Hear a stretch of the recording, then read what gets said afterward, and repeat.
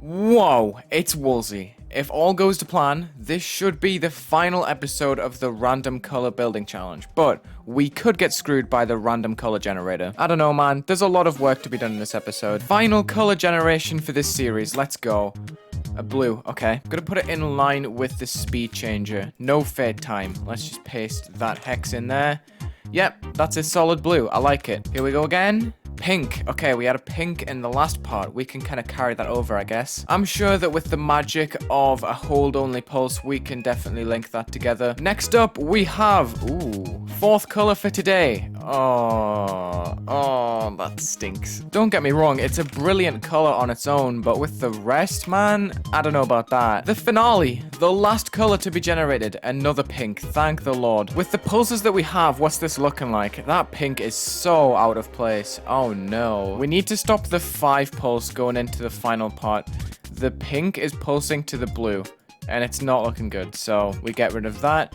Now, can we make any of the other colors copy that pink to work it in a bit more? Yeah, I think that's going to be the one. Okay, let's make a 2x scale design, a 2x2 design. I want to use the light pink, and I want to have a gradient piece over the top.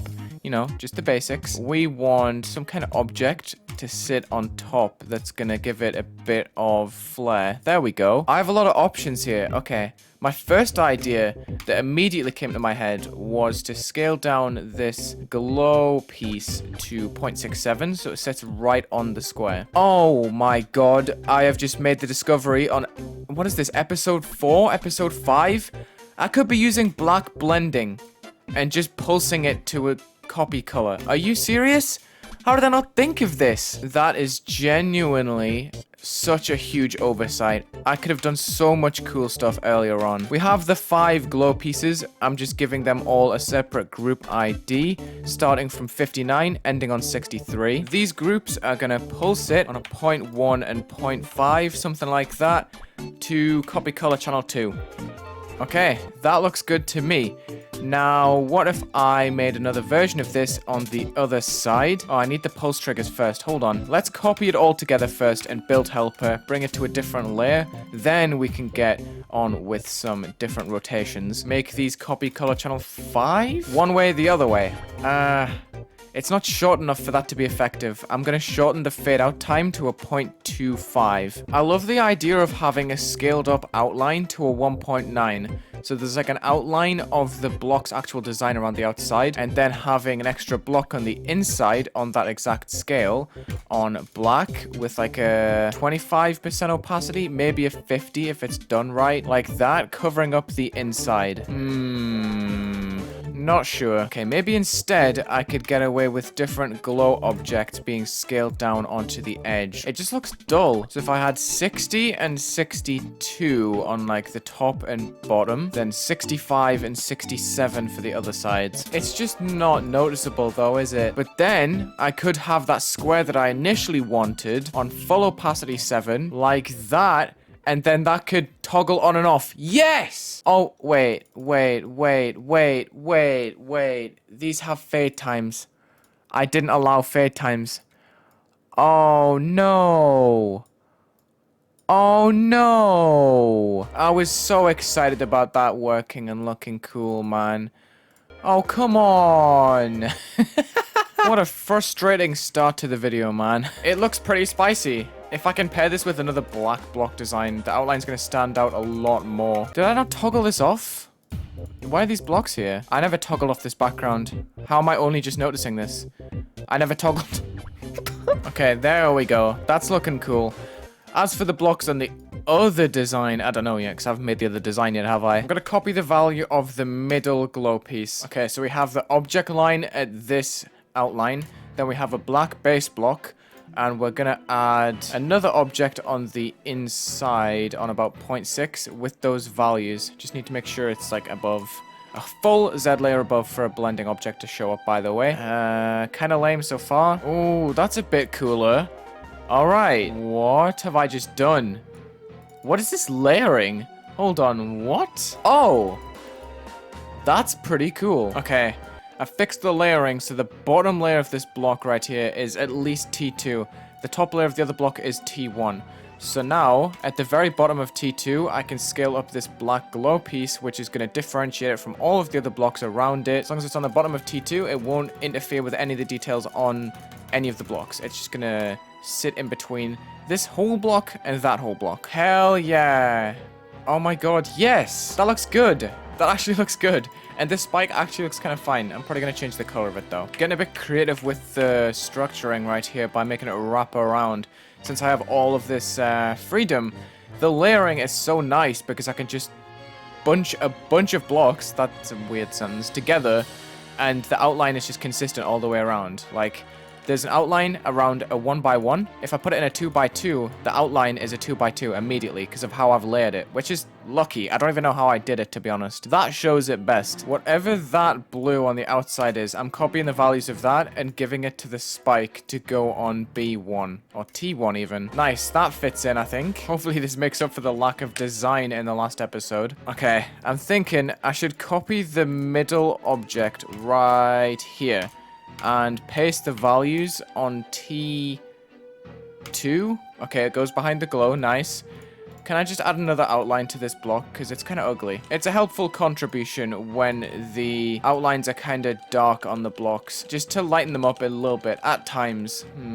Slopes are probably going to be a problem. I guess we just go 1 and 1 with this. So I can probably just, yeah, I can cover it up like that. I think that's the best way to do it. All right, I've just added in black base blocks to fill in the rest. And I'm going to add some black ground spikes too. And I kind of feel like underlaying some really opaque black glow. There we go. You see how the objects now pop out in front of the background? That's what I'm going for. I'm also going to copy around a couple of pillars just to give it a bit more depth. It looks okay.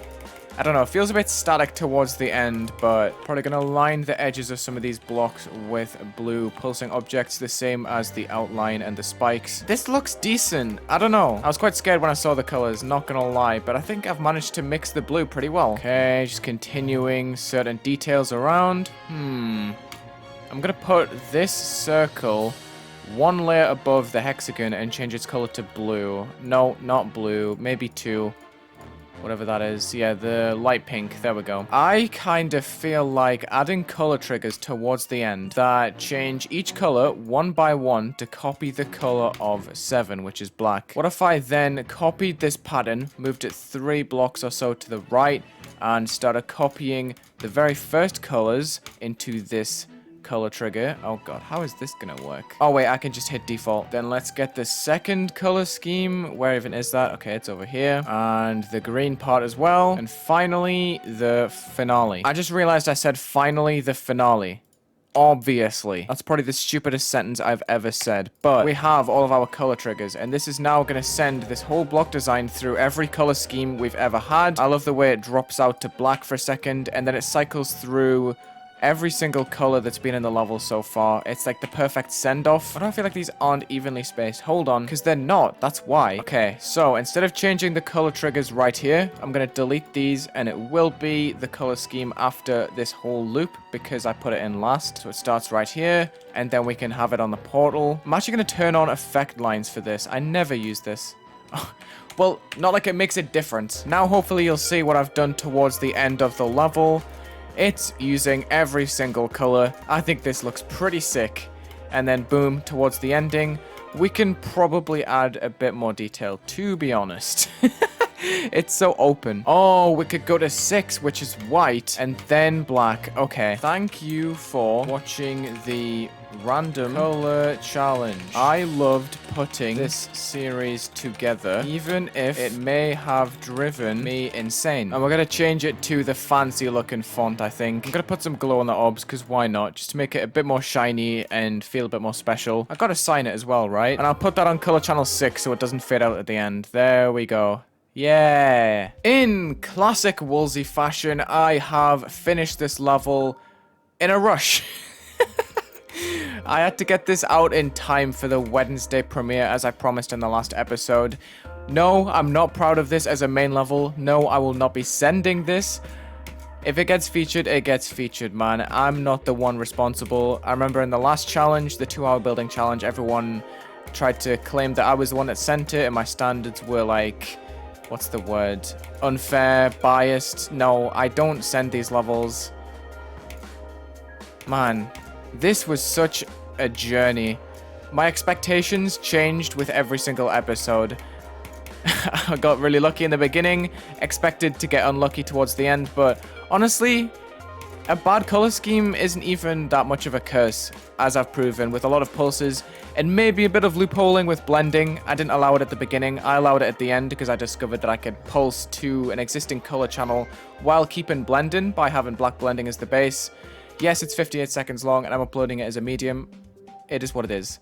This is 511B. I will be uploading it right now if you're on the Premiere. If not, then it's just on the servers. It's there. That's crazy. When I started this series, I didn't even think I was going to finish it. There's been a couple of building series I've made before where I haven't actually expected to finish it at all, and I haven't actually. Namely, the lavender level in like October last year. That's a year ago already. Oh my god. And obviously verging. I had plans. I'm not sure if it's going to be continued. I'm not going to lie. I much prefer the challenge content. I could turn it into a challenge. We'll see. Anyway, thank you for watching this random color building challenge episode. I'm drained, as always, at the end of these videos. It takes a lot out of me to build so much, especially in a rush as well. Check the links in the description, leave a like and subscribe, and have a good day.